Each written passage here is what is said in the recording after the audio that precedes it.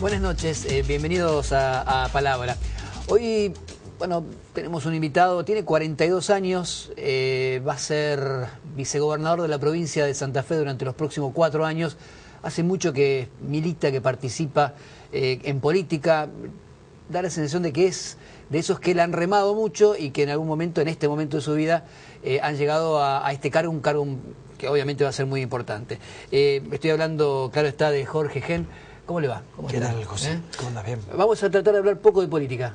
¿Parece? Bueno, dale. Porque hace muchos años que está en política, pero a mí me da la sensación de que no todos conocen demasiado de quién es Jorge, al margen de quién fue concejal Gen, o el candidato Gen, o el integrante del radicalismo. Digo, Jorge, el tipo, el ser humano, la persona. ¿Es cierto que allá por el 83, cuando Raúl Ricardo Alfonsín venía a hacer campaña en la provincia, Jorge Gen era el chofer, un chofer adolescente del que después sería presidente? Sí, efectivamente eso ocurrió. A mí una vez me lo contaron, digo, no debe haber sido tan así. Fue efectivamente, no fue en el 83, fue más bien 87, 89. Ajá, o sea, claro, siendo presidente. Claro, exactamente, y en algunos casos el tema era si yo mi papá tenía una Chevy Van verde que todavía está circulando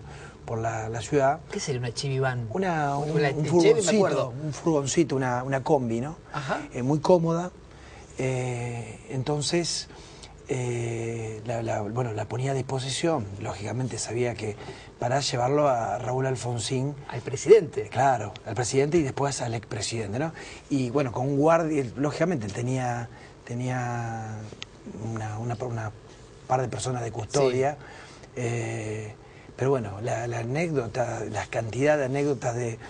Lógicamente, pero uno no hablaba. Llegaba el presidente, llegaba a Santa Fe, supongo que se iba a un hotel y demás, y después decían, che, mandame al pibe de la Chevy Van. Claro, yo era radical. ¿Cuántos años tenía? Yo era jovencito, tenía 16, 17. 18 años. 18. Claro. Sí. Y no, bueno, que era la posibilidad de estar con él, de compartir, de preguntarle, Raúl, ¿qué sintió al decir felices Pascua, felices fiestas? Inclusive hubo cosas que yo tengo que reconocer, José, que en ese momento no las entendía de lo que él había hecho, algunas cuestiones de un periodo de esas charlas chiquitas, pero a ver, yo era el chofer radical. A mí una vez me despidió en el aeropuerto y me dijo, era en el aeropuerto de Rosario, ¿no? Porque aparte íbamos por la provincia, ¿no? Me decía, te espero en la Casa Rosado, te espero en el comité provincial. Ajá. Y claro, yo me lo creía en ese momento. Hoy me doy cuenta que en realidad era un gesto de complicidad de alguien. Pero en algún momento no entendí algunas cosas de su gobierno, no entendí las cosas que estaban en juego, no tomé nota de su sentido de la responsabilidad de preservar un sistema, como muchos, un emergente de un ciudadano. No entendí. Nos dimos cuenta cuando falleció. Cuando falleció, ¿no? Hay veces que hay temas que no tienen visibilidad. Entonces uno dice, ¿por qué hizo tal cosa? ¿Por qué negoció? ¿Por qué acordó? No nos dimos cuenta. En ese momento era ¿por qué transó? ¿Por qué transó? ¿Qué hizo? ¿No? ¿Por qué transó? Y hoy nos damos cuenta de su sentido de la responsabilidad.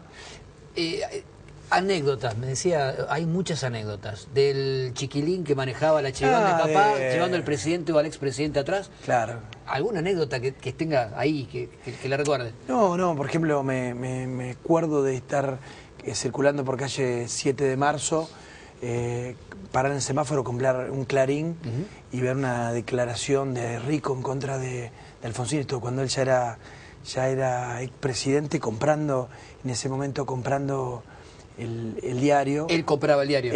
Sí, o algún asesor leyéndolo, yo sabía el titular, dije, uy, ¿qué va a hacer Alfonsín era muy fuerte, muy gallego, muy tosudo también, cuando quería, ¿no? Y aparte sabía cómo hacer para que si en el momento uno quería hablar de algo donde él no quería hablar, él sabía poner el límite. Yo ahí era chofer militante, ojo. Claro, ¿no? claro, sí. Y tenía esa cuestión de hasta cholula, de cuando puede decir, ¿qué le pareció? Quiero ver la cara de este tipo cuando vea el título. Claro, exactamente. ¿Y qué pasó? No, vio el coso y dijo, hay cosas que la historia va a empezar a entender en algún momento. ¿Él dijo eso? Él dijo eso en ese momento. Entonces, y uno decía, ¿qué está diciendo? En realidad arregló. Y me acuerdo de esa frase porque no la...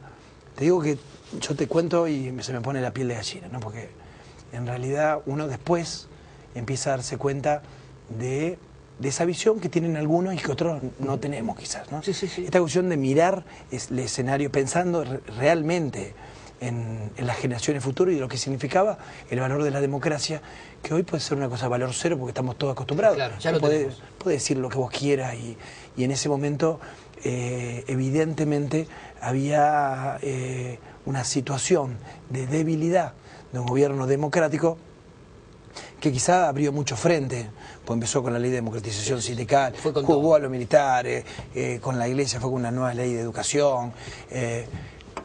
Yo todavía hoy, si veo en YouTube, vi el video colgado cuando Alfonsín se para desde el púlpito y le habla a un sector conservador de la iglesia, porque yo rescato que hay otros sectores que tienen otra mirada. Sí, lo recuerdo, en la Catedral de Buenos Aires. Se paró, a ver, le comentó a su vocero, dijo, ¿se puede hablar en los casos? No sé, nunca. ¿Le puedo contestar? ¿Le puedo contestar? Sí, lo recuerdo. Se paró y dijo, si acá hay un solo hecho de corrupción, ya le pido... Fuertísimo. Y fue fuertísimo. Por eso digo que después, ¿no? Todos sabíamos de su honestidad, su militancia. Hubo un hecho simbólico, fue cuando él chocó en una ruta cualquiera. En el sur. Y ahí la gente empezó a decir, ¿qué hacía Raúl Alfonsín defendiendo sus ideas ya después de haber sido presidente de la nación? Ahora, entonces, si a los 16, 17 será el chofer del presidente o del expresidente cuando venía a Santa Fe, quiere decir que la militancia empieza desde muy chico, en la adolescencia, en el colegio. Sí, empezó desde chico. ¿A qué edad? Y desde prácticamente séptimo grado, primer año de la... Primer año era el 82, 83. Claro, esta cuestión, la cuestión previa de lo que significó la vuelta a la democracia. ¿Por qué radical y no peronista, socialista? Yo creo que tuvo mucho que ver el tiempo histórico, ¿no? El momento de esta cuestión de sentirnos parte de un proceso histórico de la vuelta a la democracia, de poder expresarnos, de ver a alguien que expresaba un ideario. Pero fue la figura de Alfonsín la que motiva, o una cuestión familiar. No, tenía un abuelo radical, familia, digamos, familia radical. Eran familia radical. A mí me pasó en varias oportunidades que hablando con radicales, tal vez no en cámara, pero en un momento te dicen, yo soy radical, pero reconozco, valoro y hasta envidio algunas cosas de los peronistas. ¿Qué rescata de un militante peronista? Del tipo que vivió la misma experiencia de los 14, 15 años, que la peleó, que la remó del otro lado. Yo rescato la militancia, venga de donde venga, ¿no? Y reconozco, tengo de hecho mis amigos más cercanos, que tienen otras miradas sobre la historia y sobre la forma de construir política. Hay un folclore del peronista como algo más popular, más cotidiano. A mí muchos me dicen, vos deberías ser peronista, y con lo que me está queriendo, lo que el elogio en ese momento busca hacer, sí, bueno, te animás a hablar o discutir o charlar mano a mano con... Una vez, ahora me acuerdo, ¿por qué se me ocurrió esta pregunta? Un correligionario suyo estaba junto a mí en un momento en donde se canta la marcha peronista, no me acuerdo en qué acto. Y me dijo, sentí como cantan la marcha.